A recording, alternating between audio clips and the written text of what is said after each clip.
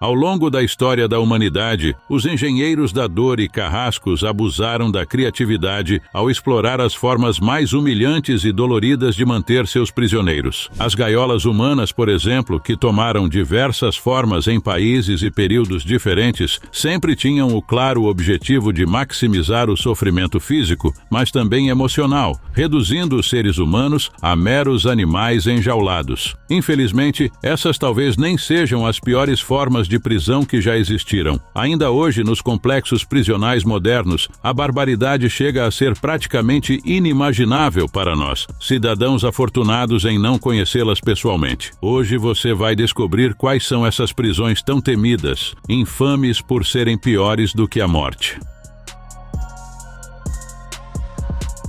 Poucas prisões no mundo despertam tanto temor quanto a Bang Kwang Central Prison, localizada em Nonthaburi, Tailândia, a cerca de 11 quilômetros de Bangkok. Este é um lugar onde sobreviver ao dia a dia é um desafio maior do que qualquer condenação imposta por um tribunal. Apelidada ironicamente de Bangkok Hilton, em contraste a hotéis luxuosos, a prisão abriga criminosos de alta periculosidade, estrangeiros, sentenciados à morte e prisioneiros que cumprem longas penas. Para todos, a realidade é a mesma: sofrimento diário, condições desumanas e a constante sombra da morte.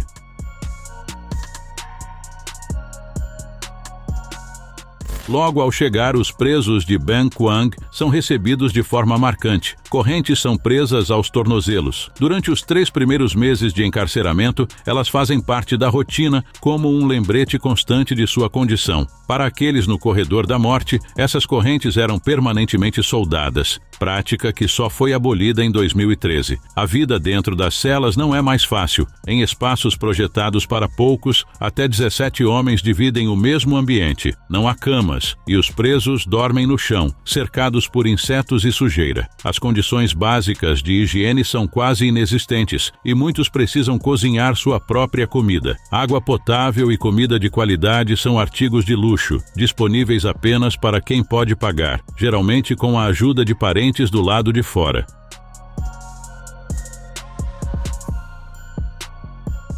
A disciplina dentro da prisão é mantida com mão de ferro. Jonathan Wheeler, um britânico que cumpriu 18 anos em Bang Kwang por transportar substâncias ilícitas, relatou os momentos mais difíceis de sua pena. 2 períodos em confinamento solitário. Preso em uma cela de 1,5 metros por 2 metros, ele passou meses encarando paredes vazias em um espaço minúsculo e lidando com o isolamento extremo. Para manter a sanidade nessa época, ele precisou recorrer a medidas extremas, como se machucar de propósito para ser levado à enfermaria, onde ao menos tinha acesso a um colchão. Esse tipo de punição exemplifica como o sistema penitenciário tailandês lida com seus presos. Em Bang Kwang, cada ato é supervisionado e qualquer desvio das regras pode resultar em castigos que levam o prisioneiro ao seu limite físico e psicológico.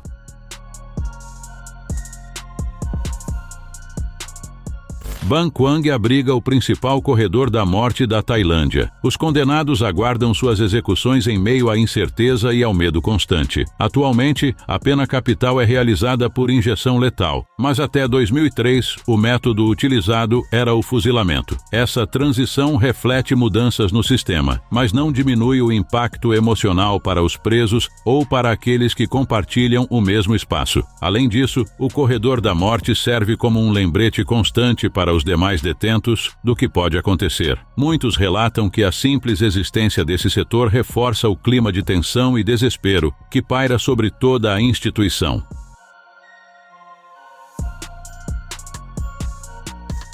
A única saída possível para muitos em Bang Kwang são as raras anistias concedidas em ocasiões especiais, como os aniversários da família real tailandesa. Foi por meio de reduções sucessivas que Jonathan Wheeler conseguiu, após quase 2 décadas, reconquistar sua liberdade.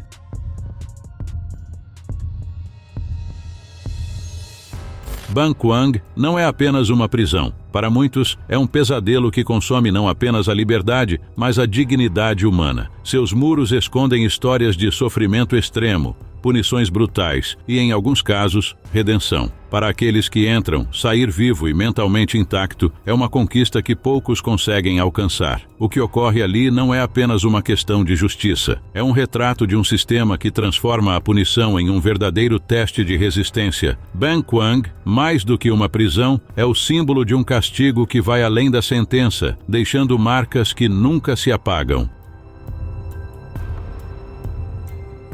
O sistema penitenciário da Coreia do Norte é um dos mais temidos e cruéis do mundo. Escondidas nas montanhas ou nos campos remotos do país, essas prisões, conhecidas como Kwaliso e Kyohwaso, são locais onde os direitos humanos são inexistentes e a sobrevivência diária é uma luta brutal. Com cerca de 200 mil pessoas estimadas como encarceradas, essas instalações vão além de punir crimes. Elas existem para controlar, desumanizar e eliminar qualquer forma de oposição ao regime liderado por Kim Jong-un.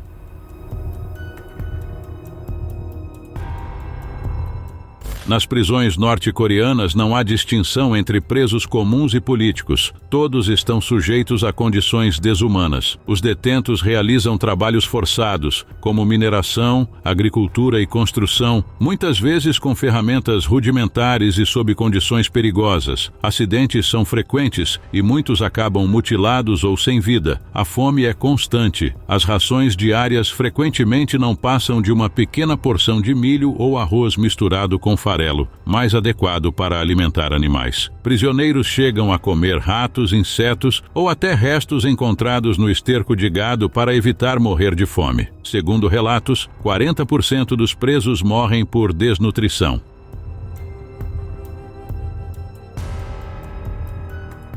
Os Kwaliso, como os campos de Kaesong, Campo 14, e Hwasong, Campo 16, são conhecidos como zonas de controle total. Uma vez enviados para lá, os prisioneiros nunca mais saem. Muitos são acusados de crimes políticos, como criticar o regime ou possuir material religioso. A política do castigo por gerações também é aplicada, e familiares inteiros podem ser enviados para esses campos por décadas, mesmo sem envolvimento direto com o suposto crime. Os Kyohwaso, ou campos de reeducação, combinam trabalho forçado com doutrinação ideológica. Após jornadas extenuantes, os prisioneiros são forçados a memorizar discursos de Kim Il-sung e Kim Jong-il, além de passar por sessões de autocrítica humilhantes. Aqueles que não atingem as cotas de trabalho ou violam regras são confinados em celas tão pequenas que é impossível ficar de pé ou se deitar.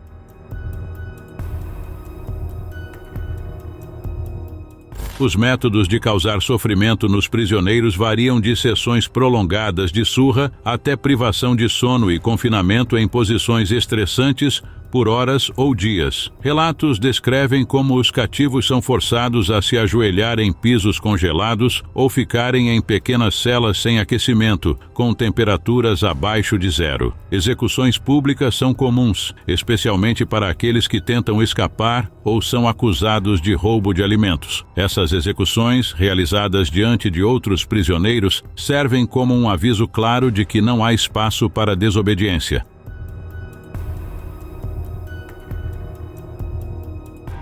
Ex-prisioneiros que conseguiram escapar do regime relatam condições devastadoras. Uma mulher, que passou mais de um ano presa, comparou sua vida na prisão à de um animal, dizendo que as celas eram como gaiolas, onde eles recebiam alimentos como coelhos em cativeiro. Outra sobrevivente descreveu como apanhou até perder a consciência em uma tentativa de fazerem ela perder sua gravidez. Depois disso, tiraram seu filho da barriga à força. Um guarda que desertou revelou que os prisioneiros são tratados como menos que gente. Ele narrou episódios de crianças brigando por grãos de milho encontrados em esterco e contou como muitos detentos morriam em poucos meses após serem confinados nas prisões dentro da prisão, celas usadas para punições extremas.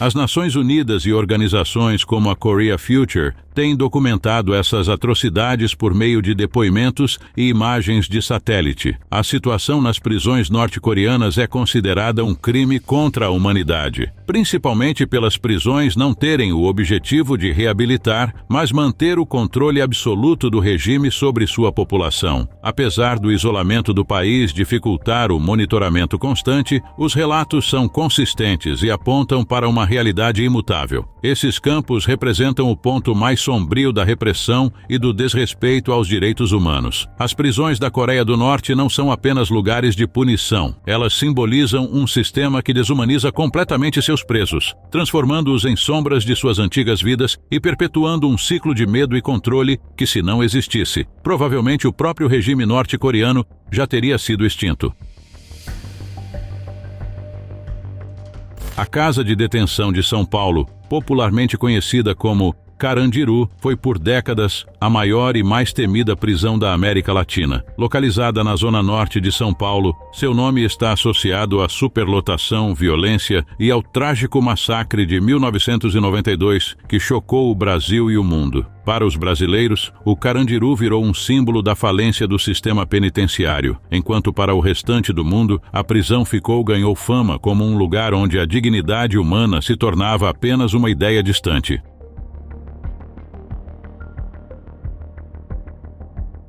Construída em 1956, a Casa de Detenção foi projetada para abrigar 3.500 presos, mas chegou a receber mais de 8.000 em seus momentos de pico. O Carandiru não era apenas uma prisão, era uma cidade dentro de outra, com seus próprios códigos, hierarquias e economias internas. Os presos dividiam o espaço em condições degradantes, vivendo em celas superlotadas e insalubres. A administração do complexo, embora nominalmente sob controle do Estado, frequentemente delegava a organização interna aos próprios presos, o que criava um ambiente onde facções criminosas dominavam. Esse contexto de falta de controle estatal e rivalidades internas transformava o dia a dia no Carandiru em uma luta constante pela sobrevivência. Além das celas precárias, o complexo incluía oficinas de trabalho, onde os presos eram forçados a cumprir longas jornadas, e pátios de convivência que, longe de serem lugares de descanso, eram zonas de tensão constante. As disputas entre facções, a ausência de programas de ressocialização e a violência entre detentos faziam do Carandiru uma bomba relógio prestes a explodir, como aconteceu em 1992.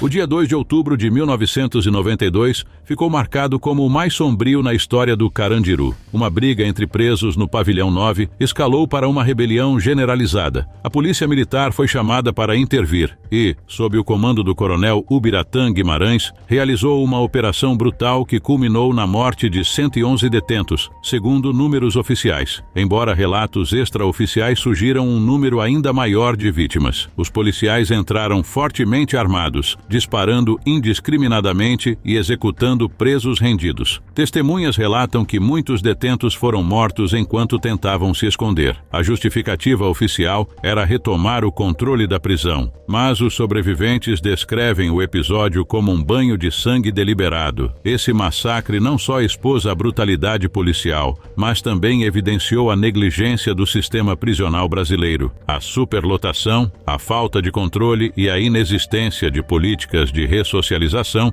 criaram o ambiente que tornou possível essa tragédia.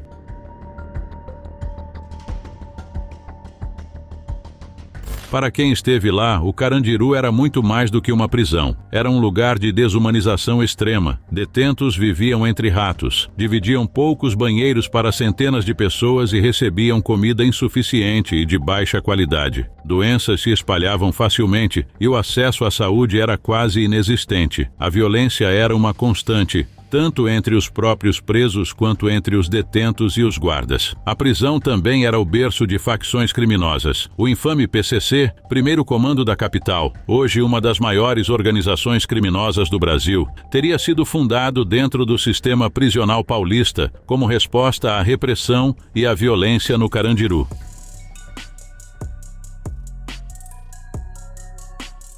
Após o massacre, a pressão internacional e os movimentos de direitos humanos forçaram o governo a desativar a prisão em 2002. No lugar dela foi criado o Parque da Juventude, um espaço de lazer que contrasta com o horror que ali existiu. Mesmo com sua demolição, o Carandiru permanece vivo na memória coletiva. O massacre é um lembrete doloroso de como a vida humana pode ser negligenciada em um sistema que deveria reabilitar e proteger. Em 2003, se as manchetes internacionais não fossem o bastante, a história do Carandiru ficou mundialmente famosa graças ao filme carregando seu nome, Carandiru, dirigido por Hector Babenco, e ao livro Estação Carandiru, do Dr. Drauzio Varela, que trabalhou como médico voluntário na prisão. Ambos retratam a realidade crua e desoladora do complexo. Hoje, o Carandiru não existe mais fisicamente, mas sua história ainda ressoa como um alerta. O sistema prisional brasileiro permanece sobrecarregado e desumano em muitos aspectos, e o fantasma do Carandiru continua assombrando aqueles que esperam por uma reforma verdadeira.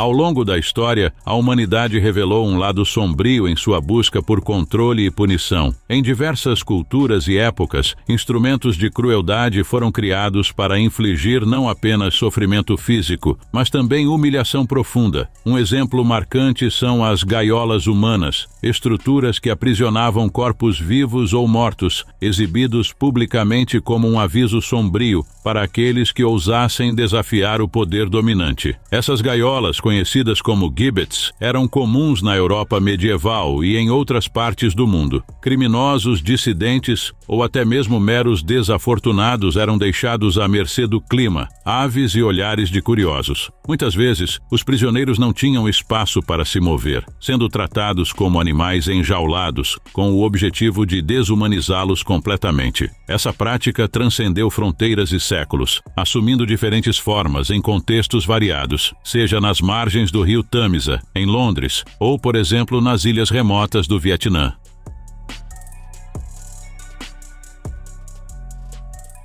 Na ilha isolada de Con Dao, no Vietnã, se escondia um inferno que durante décadas aterrorizou prisioneiros e ultrapassou os limites da crueldade humana. As famosas gaiolas de tigre, celas minúsculas projetadas para subjugar o corpo e a mente, transformaram esta prisão em um símbolo internacional de abuso e desumanidade.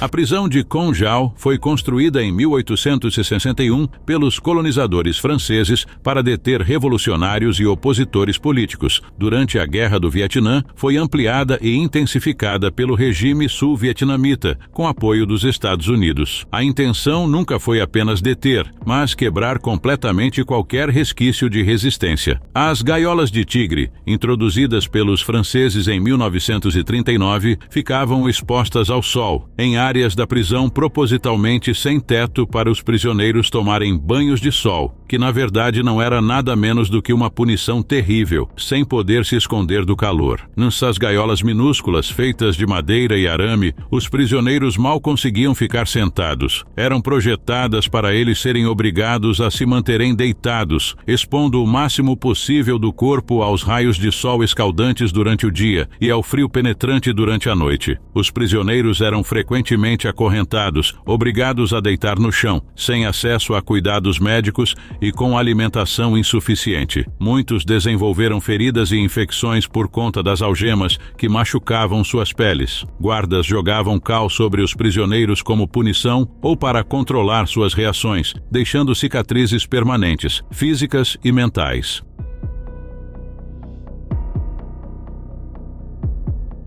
O mundo só conheceu o horror das gaiolas de tigre em 1970, quando um grupo de congressistas norte-americanos, liderado por Tom Harkin e acompanhado pelo ativista Don Lucy, se desviou do roteiro oficial da visita à prisão. Guiados por mapas desenhados por um ex-prisioneiro, eles descobriram as jaulas escondidas entre os edifícios principais da prisão. A visão era perturbadora. Homens e mulheres desnutridos, com ferimentos e sinais claros das punições que sofriam, implorando por água e comida. As fotos tiradas por Harkin foram publicadas na revista Life e provocaram uma onda de indignação mundial. Protestos se iniciaram em vários países, exigindo o fim da prática desumana. A pressão internacional resultou na transferência de centenas de prisioneiros das gaiolas para outros locais, mas o dano já estava feito. Muitos sobreviventes carregaram sequelas físicas e psicológicas pelo resto de suas vidas.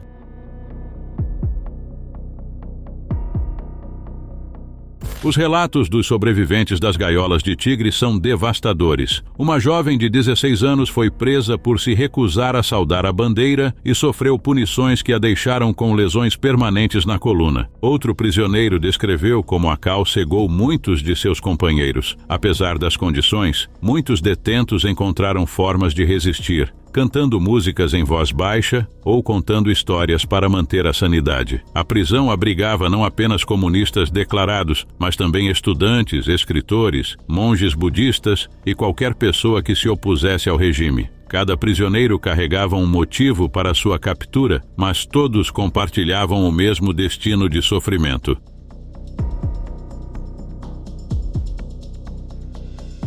Após o fim da Guerra do Vietnã, a prisão de Conjal foi fechada, mas sua história persiste como um lembrete sombrio do que acontece quando o poder é usado para esmagar vidas humanas. Hoje, o complexo é um museu, e visitantes podem caminhar pelos corredores onde incontáveis prisioneiros enfrentaram horrores inimagináveis. As gaiolas de tigre de Conjal são mais do que uma história de opressão e barbaridade. Elas são uma advertência universal sobre os perigos da desumanização e a importância de resistir a sistemas que priorizam a opressão em vez da justiça. A ilha, com sua paisagem de tirar o fôlego, carrega um contraste cruel, um paraíso natural que foi, por décadas, o pior pesadelo de seus prisioneiros. Não esqueça de se inscrever para assistir a mais vídeos como esse.